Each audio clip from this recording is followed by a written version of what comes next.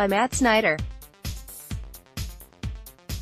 For those who just need a roundup, we've got your back. Saturday's scores: Yankees 4, Rays 1, box score; Tigers 7, White Sox 5, box score; Astros 10, Royals 2, box score; Pirates 6, Reds 2, box score; Athletics 6, Angels 4, box score; Rangers 5, Rockies 2, box score; Marlins 5, Orioles 4, box score; Blue Jays 2, Nationals 0, box score; Twins 9, Indians 3, box score; Phillies 4, Brewers 1, box score; Braves 1, Padres 0, box score; Cubs 6, Cardinals 3, box score; Mariners 1, Red Sox 0, box score; Dodgers 3, Giants 1, box score; Mets 5, Diamondbacks 1, box score. M's win by 1 run.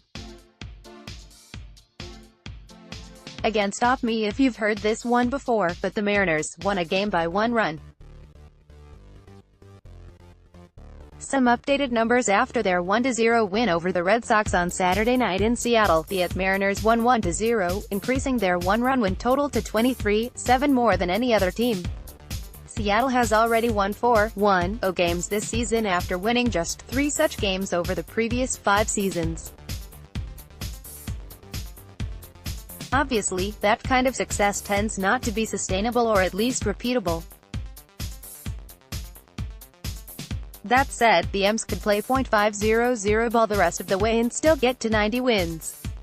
Over on our standings page, you'll find that Sportsline now projects the Mariners for 95 wins, rounded off, and gives them a 90.1% chance of making the playoffs. You'll recall that the M's have the longest current playoff drought in MLB. Anyhow, on Saturday, retread starter Wade LeBlanc was the story, as he twirled 7 2/3 shutout innings against one of the best defenses in baseball. Give a listen to his hero's exit in the 8th. LeBlanc is a 33-year-old journeyman who doesn't crack 90 miles per hour and who's on his 7th MLB organization, not counting a stint in Japan. He was cut loose by the Yankees back in spring training barely 2 months after they signed him. Well, after Saturday's ace effort, he now boasts a 2.63 ERA and 3.71 KBB ratio after 61 2/3 innings.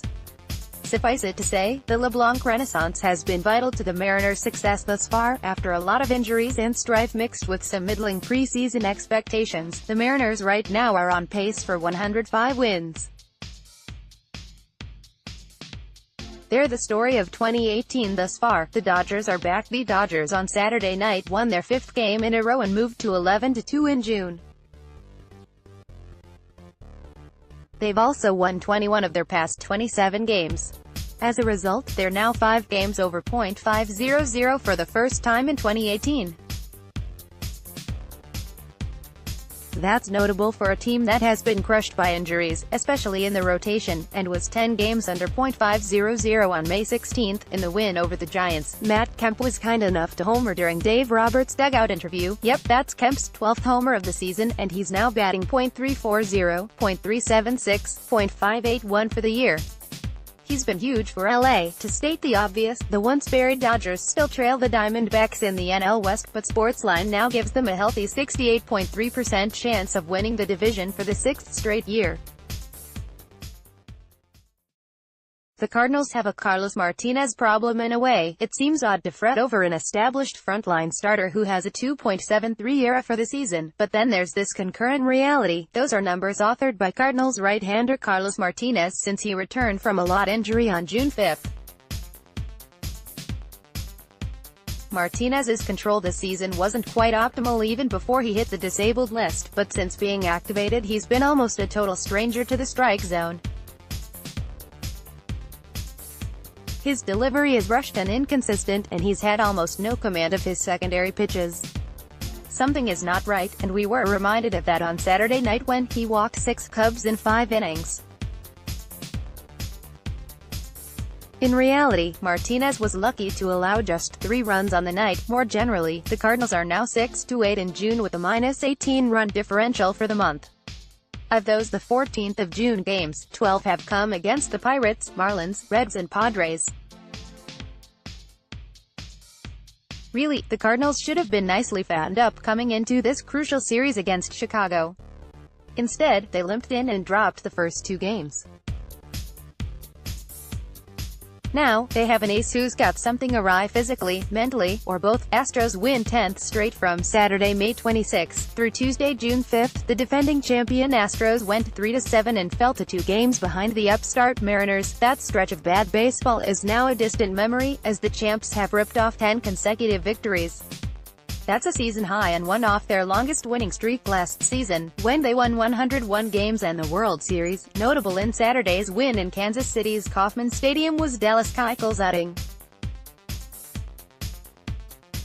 He came in with a 7.33 ERA in his last 5 outings and 9.82 in his last 2. On Saturday, he went 6 innings, allowing only 6 hits and a walk for 2 runs. Both were unearned, though. He struck out 5. Now, it was the hapless Royals as an opponent, but it's still momentum for the bearded lefty. Harper's struggles continue in Toronto. Marco Estrada and 3 Blue Jays relievers combined for a 3-hit shutout of the Nationals. In that sense, no one in a Washington uniform was really hitting on this day. For Bryce Harper, it's a continuation of his recent struggles. Harper hit for power in May but ran a sub-.300 OBP for the month. Moreover, Harper had a line of .179, .289, .256 for the month of June, coming into Saturday's game with 18 strikeouts against just 4 walks. Then against the Jays he went 0 for 4 with 2 strikeouts. For the season, Harper's now batting .221, .361, .489. Those are good numbers overall, thanks to his power and walks, but consider that Harper had an OPS of more than 1.000 as recently as May 6. Now that figure is down to .850.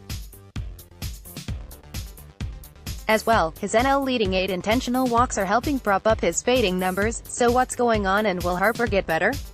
Read more here. Rosario continues to own Tribe. The Twins moved to 6-2 on the year against first-place Cleveland, and that has much to do with the efforts of Eddie Rosario. Eddie Rosario is hitting .471, 16 for 34, with 6 homers, 2 doubles, 11 RBIs, 14 runs and 5 walks in 8 games against the Indians this year. Brett Bollinger, at Brett Bollinger, June 16, 2018. In Saturday's tilt, Rosario went 4 for 4 with a stolen base, a walk, a double, and his 16th homer of the season.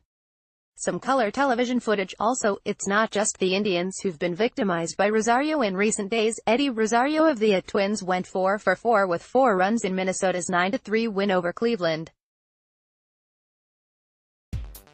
Most total bases since May 1. Eddie Rosario, 120 Francisco Lindor, 110 Jose Ramirez, 108 Mike Trout, 107 J.D. Martinez, 106. Don't be surprised if he winds up cracking the All-Star roster for the first time in his career. Newcomb sparkles for Brevas. A record SunTrust Park crowd of 41,916 saw lefty Sean Newcomb do this against the Padres on Saturday. View profile. Newcomb logged just 84 pitches on the day and retired the last 13 batters he faced.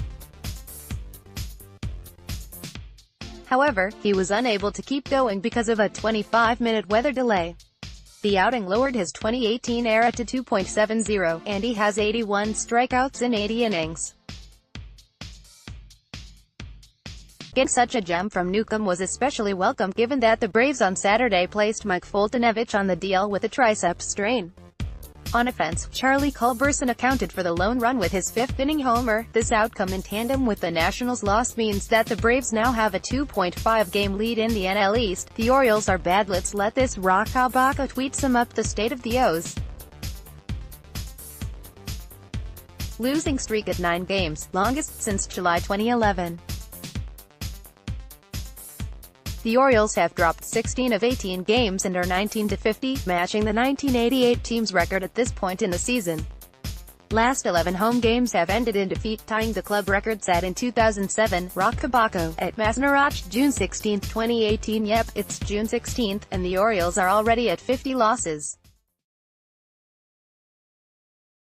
In related matters, the Sportsline projection model presently tabs the Orioles for a 54-108 record.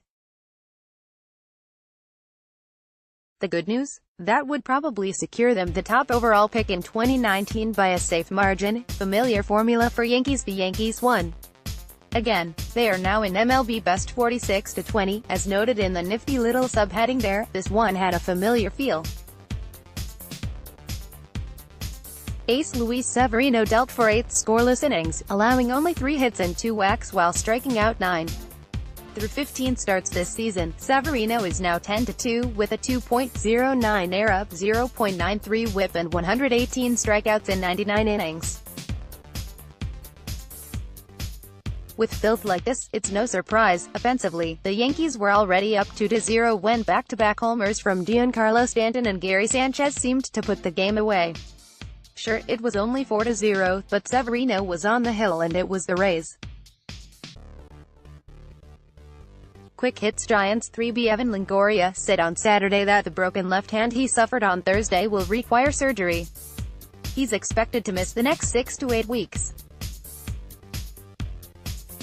The Angels have reinstated shortstop Andrelton Simmons from the disabled list. The Giants have reinstated first baseman Brandon Bell from the disabled list. The Braves reinstated starter Julio Teheran from the disabled list and placed fellow rotation member Mike Foltynewicz on the DL, retroactive to June 13 with right triceps tightness. There's a chance Folty will only miss one start. Twins center fielder Byron Buxton, toe, will likely begin a minor league rehab assignment on Sunday. The A's have placed third baseman Matt Chapman on the DL with a right thumb contusion and recalled infielder Franklin Barreto. Class A infielder Wendell Rijo was sent from the Brewers to Yankees as the player to be named later in the May 25 Eric Kratz trade. The Rays have placed INF Christian Arroyo on the DL with an oblique strain. The Dodgers have signed RHP Drew Hutchison to a minor league contract. Live team updates. A Twitter list by Dayn Perry. Keep up to date on the latest MLB power rankings, written by our experts.